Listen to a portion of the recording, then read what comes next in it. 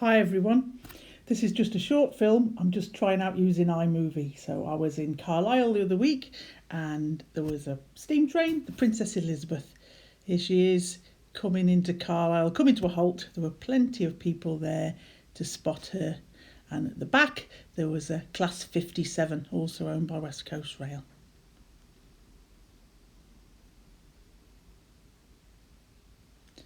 What a magnificent Coronation class locomotive she is.